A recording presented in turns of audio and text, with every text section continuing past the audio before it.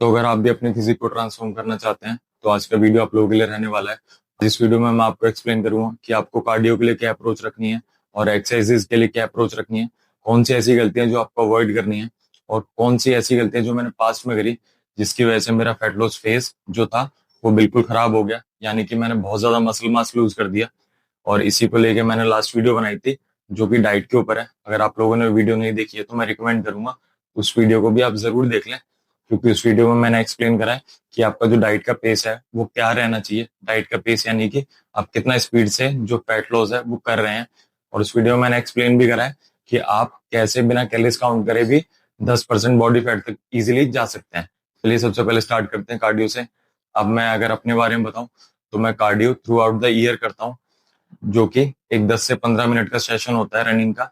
और मैं वीक में उसे 3 बार करता हूँ, जैसे कि मैं मंडे, वेडनेसडे और फ्राइडे। जनरली जिस दिन मैं लेग्स ट्रेन करता हूँ उस दिन मैं अवॉइड करता हूँ, क्योंकि एनर्जी बहुत ज्यादा ड्रेन हो चुकी होती है। और मैं वर्कआउट के बाद रनिंग करता हूँ, क्योंकि जैसे कि मेरी प्रायोरिटी है अच्छा वर्कआउट करना, यानी कि मसल बिल्ड करना। और जो रनिंग है वो मैं सिर्फ कार्डियो के पर्पज के लिए करता हूँ, यानी कि अपनी जो हार्ट की कंडीशनिंग है वो बेटर रहे, जिससे कि मैं जब एक्सरसाइज करता हूँ तो जो मेरी इंट्रा सेट यानी कि दो सेट्स के बीच की जो रिकवरी है वो अच्छे से हो पाए।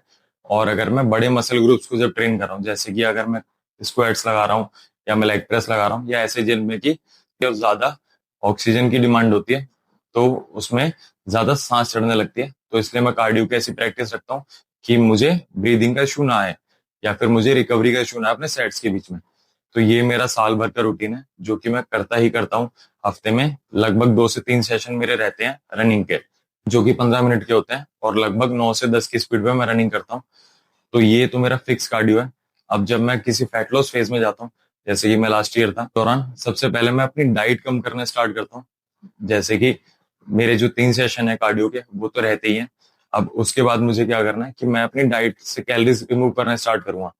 और मैं तब तक वेट करूंगा जब तक कि मेरा फैट लॉस स्टॉल ना हो जाए और मैं उस जगह पे ना पहुंच जाऊं जहां मुझे लगे कि अब मुझे डाइट रिमूव करने पे मेरे को बहुत ज्यादा भूख लगना स्टार्ट हो रही है, या मेरे को रिकवरी में और ज्यादा इशू फेस करने पड़ेंगे, या जो मेरा वर्कआउट है वो अच्छे से नहीं हो पाएगा। तब मैं उसमें अलग से कार्डियो के सेशन ऐड करता हूँ। अब मैं उसे कार्डियो तो नहीं कर सकता क्योंकि वो एक ब्रिस्क वॉक जैसी होती है, और जो कार्डियो होता है वो आपका जो मैक्स हार्ट रेट है उसका कम से कम 60-70% तक होना चाहिए, तो उसे हम कार्डियो कह सकते हैं। अब मैं उसको जनरली स्टेप काउंट बढ़ाने का एक तरीका कहता हूँ कि मैं ब्रिस्क वॉक करता हूँ।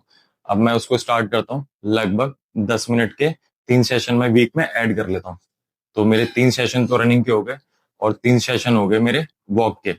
अब मैं उसको 10 मिनट से स्टार्ट करता हूँ। मैं पहले ही हायर साइड पे नहीं जाता कि मैंने आधा घंटा स्टार्ट कर दिया है, 25 मिनट, 15 से 20 दिन में क्या मेरा वेट कुछ कम हो रहा है या नहीं हो रहा।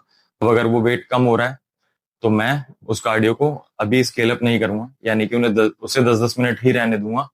और अगर ऐसा नहीं हो रहा है तब मैं उसमें 5-5 मिनट करके उसकी जो इंटेंसिटी है या जो उसका टाइम है वो बढ़ाता जाऊंगा। तो आपको भी ये चीज ध्यान रखनी है, आपको एकदम से जंप करके अपना जो कार्डियो है वो अप नहीं कर देना है, उसे धीरे धीरे करके ही आगे बढ़ाना है। और सबसे पहले कोशिश करनी है कि फूड को आप कम करें और उस जगह तक ले जाएं जहां तक आपको दिक्कत ना हो बहुत ज्यादा भूख की या अपने ट्रेनिंग की परफॉर्मेंस की। अगर आप एकदम से कार्डियो अप कर देंगे आगे चल के, जब डाइट के फेज में होंगे, तो आपको इश्यू होने लगेगा बहुत ज्यादा, क्योंकि जो एनर्जी है वो बहुत ज्यादा ड्रेन रहती है जब हम डेफिसिट पे होते हैं। पहले महीने आपको जोश होगा, दूसरे महीने कम होगा और तीसरे महीने और ज्यादा कम हो जाएगा। तो इसलिए आप उसी हिसाब से प्लान करें जिस चीज को आप सस्टेन कर पाए। तो आपको ये कोशिश करनी है कि आप एकदम से बहुत ज्यादा बड़े चेंजेस ना करें और आप धीरे धीरे चल के ही अपना कार्डियो ऊपर की तरफ बढ़ाएं। और मैं भी सेम ही अप्रोच रखता हूँ, जब तक मेरे को नीड नहीं होती तब तक जो मैं कार्डियो की इंटेंसिटी या जो उसकी फ्रीक्वेंसी है वो अप नहीं करता, या उसका टाइम भी अप नहीं करता। तो मैं जनरली 3 सेशन रखता हूँ कार्डियो के, जैसा कि मैंने आपको बता दिया रनिंग के। उसके बाद मैं अपने वॉक के सेशन ऐड करता हूँ और मैं मैक्सिमम कोशिश करता हूँ कि एक सेशन को 20 मिनट तक ही रखूँ। अब अगर मुझे उससे ज्यादा स्टेप काउंट बढ़ाने की जरूरत होगी तो मैं जनरली दिन में नॉर्मल घर पे बीच बीच में कभी भी, जैसे मैं 1 घंटे बाद उठा और मैंने 200-400 कदम वॉक कर लिए, मैं ऐसे करके अपना स्टेप काउंट इंक्रीज करने की कोशिश करता हूँ। क्योंकि एक अच्छा फैट लॉस फेज है वो थोड़ा स्लो होना चाहिए, क्योंकि आपको उसमें मसल मास प्रिजर्व करके रखना है। मैंने भी पास्ट में ऐसी गलतियां करी कि उसे काफी जल्दी करने के चक्कर में मैंने काफी ज्यादा मसल मास लूज कर दिया। और अगर आप कुछ नेचुरल बॉडी बिल्डर्स को फॉलो करते होंगे बाहर के, तो आपको पता होगा कि उनका जो डाइट फेज है वो 6 महीने 8 महीने तक चलता है। वो क्यों चलता है? क्योंकि वो अपना मसल मास प्रिजर्व करके रखना चाहते हैं। वो अपनी ट्रेनिंग की और कार्डियो की अप्रोच या डाइट की अप्रोच ऐसे ही रखते हैं। अब जनरली जो ये ट्रेंड निकल के आया है, जो बहुत ज्यादा इंटेंसिव कार्डियो करने का या 3 महीने में कट करने का, वो उन लोगों से निकल के आया है जो स्टेरॉइड यूजर है। और जनरली नेचुरल बॉडी बिल्डिंग में लोग उस तरीके से अपनी ट्रेनिंग को या कार्डियो को प्रोग्राम नहीं करते हैं। तो मुझे लगता है कि कार्डियो से रिलेटेड तो आपकी जो चीजें हैं वो क्लियर आउट हो गई होंगी, और आपको समझ आ गया होगा कि आपको क्या चीजें अवॉइड करनी है और कैसे अपने कार्डियो को प्लान करना है। फिर भी मैं एक बार ब्रीफली बता देता हूँ कि आप कुछ रनिंग के सेशन जरूर ऐड करके रखिए, ताकि जो आपकी ट्रेनिंग वगैरह और आपकी रिकवरी कैपेसिटी है वो बेटर बनी रहे। वो मैं through out the year recommend करूंगा। अब उसके बाद आपको जरूरत पड़ती है तो आप पहले 10 मिनट से स्टार्ट करिए कार्डियो के स्टेप काउंट ऐड करना ट्रेडमिल पे, जो कि आप कर सकते हैं 5.5 की स्पीड पे ब्रिस्क वॉक करना। फिर आप उसको 15 मिनट या 20 मिनट तक भी ले जा सकते हैं, या आपको सही लगे तो आप 30 मिनट तक भी ले जा सकते हैं। उससे ऊपर मैं रिकमेंड नहीं करूंगा एक बारी में, क्योंकि अब हर किसी के पास तो, जैसे मेरा खुद का जिम है, तो हर किसी के पास तो खुद के जिम का एक्सेस नहीं है। तो आप पूरे दिन ऐसे तो जिम में ही बिता देंगे, क्योंकि आपको ट्रेनिंग सेशन भी करना होगा और कार्डियो भी करना होगा। तो आप क्या करिए कि फिर दिन में आप हर एक घंटे में 2 घंटे में हो सके तो कुछ 200-400 स्टेप करने की कोशिश करिए। उससे आपके काफी ज्यादा स्टेप काउंट जो है वो बढ़ जाएगा। और अब आते हैं स्ट्रेंथ ट्रेनिंग के ऊपर, यानी अपनी एक्सरसाइजेस के ऊपर। और ये बहुत ही मोस्ट इंपॉर्टेंट फैक्टर है, क्योंकि इसमें बहुत ज्यादा गलतियां मैंने खुद करी है पास्ट में, और लोगों को मैं अभी भी करते हुए देखता हूँ जिम में। और जनरली या फिर कभी किसी से बात करते हो जो अपने फैट लॉस फेज में होता है, तो लोग अभी भी वो गलतियां कर रहे होते हैं। सबसे पहली जो बड़ी गलती है वो है वॉल्यूम को लेके, कि जनरली लोग जितनी वॉल्यूम पे ट्रेन कर रहे होते हैं अपने बल्किंग वाले फेज में, वो उसी वॉल्यूम पे और उसी इंटेंसिटी पे ट्रेन करने की कोशिश करते हैं अपने डेफिसिट वाले फेज में भी। अब मैं आपको समझाना चाहता हूँ कि जो डेफिसिट वाला फेज होता है उसमें एनर्जी बहुत कम होती है बॉडी के अंदर, और जब आप काफी ज्यादा हाई वॉल्यूम पे ट्रेन करते हैं तो आपकी बॉडी के लिए उससे रिकवर करना काफी ज्यादा हेक्टिक हो जाता है। अब मैं आपको अपने एग्जांपल से समझाना चाहता हूँ कि मैंने पास्ट में ये सोच के बहुत बारी हाई वॉल्यूम पे ट्रेन करता रहा हूँ कि मैं खुद की मसल्स को या बॉडी को सिग्नल कर रहा हूँ कि आपको मसल मास रिटेन करने की जरूरत है या रिटेन करके रखना है। और ये मेरी बहुत बड़ी गलती थी, क्योंकि मैंने कई बार अपना फैट लॉस का फेज जो है वो खराब करा है। तो आपको उतनी वॉल्यूम परफॉर्म करनी है जिससे कि आप अपना मसल मास मेंटेन रख सके। जब मैंने लास्ट अपना कट किया था तो उससे पहले मैं किसी भी मसल ग्रुप के 8 से 12 सेट परफॉर्म कर रहा था वीकली। और जब मैं अपने डेफिसिट वाले फेज में था तो मैं उसी वॉल्यूम को धीरे धीरे कम करते हुए, यानी कि जब पहला और दूसरा मंथ था तो डाइट का फटीक इतना ज्यादा बिल्ड नहीं हुआ था, लेकिन जब मैं धीरे धीरे करके तीसरे चौथे और पांचवें महीने की तरफ आया तो मैंने अपना वॉल्यूम काफी ज्यादा रिड्यूस कर लिया था। और वही मेरा वॉल्यूम जो 8 से 12 सेट का था वो जाके 4 से 8 सेट तक आ गया था। मेरे पास पास्ट का बहुत सारा डेटा था जिसके थ्रू मुझे पता था कि अगर मैं ज्यादा वॉल्यूम पे ट्रेन करूंगा तो मुझे रिकवरी में बहुत ज्यादा इशू आने लगते हैं। और इसी कारण से मैंने अपना जो वॉल्यूम है वो रिड्यूस कर लिया। और यही अप्रोच मैं काफी सारे स्टूडेंट्स के साथ रखता हूँ जिम में, जब मैं उन्हें फैट लॉस फेज वगैरह उनका डिजाइन करता हूँ। तो आपको भी ये चीज ध्यान रखनी है, अगर आपको लगता है कि आपकी जो रिकवरी है उसमें कुछ इशू आ रहा है या दिक्कत हो रही है तो आप अपनी वॉल्यूम को थोड़ा सा रिड्यूस कर लीजिए। क्योंकि अगर आप बिगनर नहीं है तो आप एक कट वाले फेज में इजीली मसल बिल्ड नहीं कर सकते। तो इसलिए आपको बहुत ज्यादा वॉल्यूम पे अभी जोर नहीं देना है। आपको क्या जोर देना है कि आपके पास जो मसल मास है आप बस उसको प्रिजर्व करके रख सकें, और जो कि आप काफी कम वॉल्यूम से कर सकते हैं। और इसके ऊपर बहुत सारा डेटा भी है कि आपको मसल बिल्ड करने के लिए जितना वॉल्यूम चाहिए उसका 1/3 भी अगर आप करेंगे तो आप अपने मसल मास को मेंटेन करके रख सकते हैं। अगर आप एक कंप्लीट बिगनर हैं तो मुझे लगता है शायद आप कट और बल्क वाले फेज में होंगे नहीं। और अगर आप इंटरमीडिएट और एडवांस है तो आपके लिए काफी ज्यादा टफ है मसल मास को बिल्ड करना डेफिसिट में। अब आते हैं अपने दूसरे टॉपिक के ऊपर, जो है हमारा इंटेंसिफायर्स। अब इंटेंसिफायर्स क्या होते हैं? जैसे कि बहुत सारे लोगों को आपने देखा होगा जब वो डेफिसिट में होते हैं यानी कट वाले फेज में होते हैं तो वो सुपर सेट्स लगाना स्टार्ट कर देते हैं, ड्रॉप सेट लगाना स्टार्ट कर देते हैं, हाई रैप लगाना स्टार्ट कर देते हैं एक्सरसाइजेस पे। तो इसी तरीके की ट्रेनिंग को हम इंटेंसिफायर्स कहते हैं, और आपने जिम में काफी लोगों को करते हुए देखा भी होगा। अब मैं आपको बताना चाहता हूँ कि जो इंटेंसिफायर्स होते हैं वो बहुत ज्यादा ओवरऑल फटीग क्रिएट करते हैं। और जैसा कि मैंने आपको बताया कि वॉल्यूम अगर हम बहुत ज्यादा करते हैं तो वो भी फटीग क्रिएट कर रहा है, और अगर आप बहुत ज्यादा इंटेंसिफायर्स कर रहे हैं तो वो भी बहुत ज्यादा ओवरऑल फटीग क्रिएट करेगा। और आपकी रिकवरी कैपेसिटी अभी है नहीं, तो आप बिना मतलब ही अपनी बॉडी को फटीग वाले जोन में ले जा रहे हैं। तो आपको ऐसा नहीं करना है, क्योंकि जो आपका SRA कर्व होता है वो डिस्टर्ब हो जाएगा और आपकी परफॉर्मेंस धीरे धीरे करके ड्रॉप होने लगेगी। तो आपको इंटेंसिफायर्स बिल्कुल ही अवॉइड करने हैं अगर आप डेफिसिट वाले फेज में। जनरली तो मैं लोगों को नॉर्मल ट्रेनिंग में भी इंटेंसिफायर्स अवॉइड करने को कहता हूँ, बट अगर आप उस दौरान करना चाहते हैं तो फिर भी कोई आप एक ब्लॉक डिजाइन कर सकते हैं 1 महीने या 2 महीने के लिए।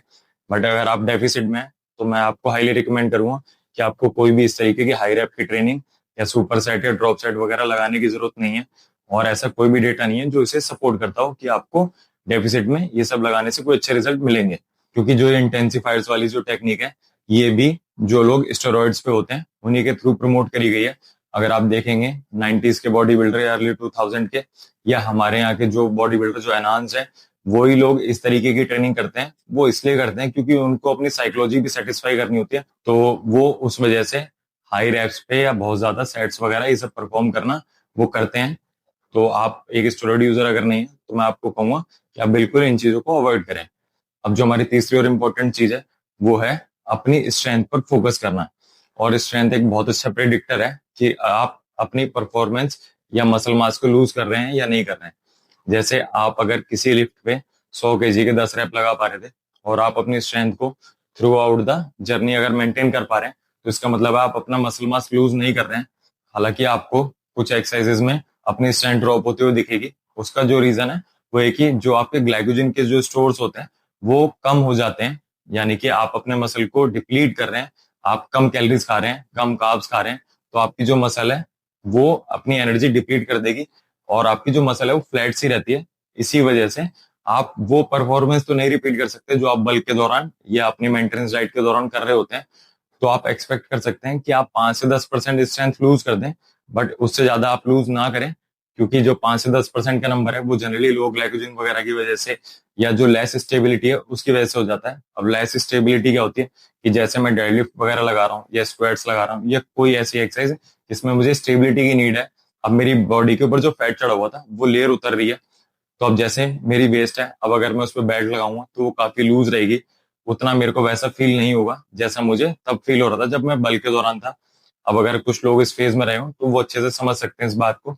तो आप स्टेबिलिटी लूज करने की वजह से भी कुछ अपने स्ट्रेंथ के नंबर हैं वो ड्रॉप कर सकते हैं। बट अगर आपके नंबर ज्यादा स्पीड से कम हो रहे हैं और 5-10% से ज्यादा कम हो रहे हैं तो फिर वो बहुत कंसर्न वाली चीज है। तो आपको इन पैरामीटर को चेक करना है कि आपकी जो रिकवरी है वो हैम्पर किन कारण से हो रही है। और मैं अगर आपको अपने एग्जाम्पल से बताऊं तो जैसे मैंने जो 2023 में कट किया था उसमें मेरी कार्डियो की जो प्रोग्रामिंग है वो मैंने कुछ गड़बड़ कर दी थी और वॉल्यूम की। तो आप ये मान लीजिए कि मेरी जो चेस्ट पे स्ट्रेंथ है वो लगभग 30 से 32% तक ड्रॉप हो गई थी। यानी कि मैं जिस पे 35 किलो के डंबल लगा रहा था इंक्लाइन पे, तो मैं उस पर 25 के डंबल लगाने लगा था। तो आप सोचिए कितना बड़ा ड्रॉप है। इसी वजह से मैंने जो अपनी नेक्स्ट कट की थी प्रोग्रामिंग वो काफी ज्यादा अलग करी थी और वो काफी ज्यादा कामयाब भी रहा। अब आते हैं अपने चौथे पॉइंट पे। और आपको ये चीज ध्यान रखनी है कि अगर आप एक कट स्टार्ट करने वाले हैं या फैट लॉस फेज स्टार्ट करने वाले हैं, तो अगर आपको कोई एक्सरसाइजेज वगैरह चेंज करनी है तो वो उससे 1 महीने पहले या 2 महीने पहले ही आपने करी हो। कट के एकदम मिड फेज में आके आपको कोई भी एक्सरसाइजेज चेंज नहीं करनी है। क्योंकि जैसे मैंने आपको बताया कि आपको अपने स्ट्रेंथ के नंबर्स का ध्यान रखना है कि वो एक प्रेडिक्टर होते हैं कि आपका जो मसल मास तो लॉस नहीं हो रहा है या आपकी परफॉर्मेंस तो लूज नहीं हो रही। और अगर आप कोई एक्सरसाइजेस चेंज करेंगे तो जनरली क्या होता है कि जब भी कोई नई एक्सरसाइज स्टार्ट करी जाती है तो जो आपका स्किल सेट होता है वो 2 से 4 हफ्ते ले लेता है उसको एक्सरसाइजेस को ठीक से समझने में और उस पैटर्न पे काम करने में।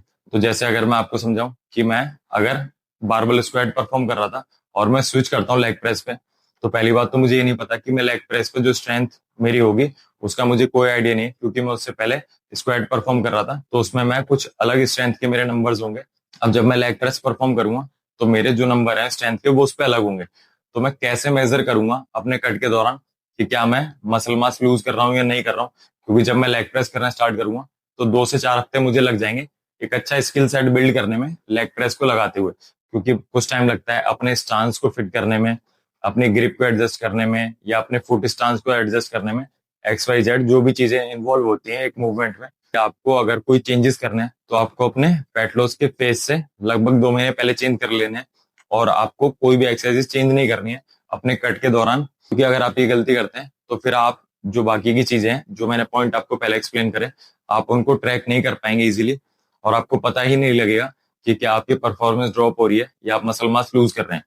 क्योंकि आपका स्किल सेट इंप्रूव हो रहा होगा और आपके नंबर स्ट्रेंथ पे या तो उतने ही बने रहेंगे या कुछ इंप्रूव हो जाएंगे और आपको लगेगा कि आप तो इंप्रूव कर रहे हैं, बट जनरली ऐसा नहीं हो रहा होगा। हो सकता है कि आप मसल लूज कर रहे हो, आपकी परफॉर्मेंस ड्रॉप हो रही हो, पर उस एक्सरसाइजेस पे स्किल सेट इंप्रूव होने की वजह से आपके स्ट्रेंथ के नंबर बढ़ते आपको देखेंगे। तो आपको ये मिस्टेक बिल्कुल भी नहीं करनी है। इस वीडियो में जो भी जरूरत की चीजें थी कार्डियो से रिलेटेड या एक्सरसाइज से रिलेटेड, जो गलतियां मैंने करी या जो लोग अभी करते हैं और जो चीजें आपको अवॉइड करनी है, वो सभी मैंने आपको एक्सप्लेन कर दी है। और अगर अभी भी आपका कोई कंसर्न हो तो आप मुझे कमेंट करके पूछ सकते हैं या मुझे इंस्टाग्राम पे मैसेज कर सकते हैं। तो चलिए मिलते हैं फिर नेक्स्ट वीडियो में। अभी के लिए थैंक यू सो मच।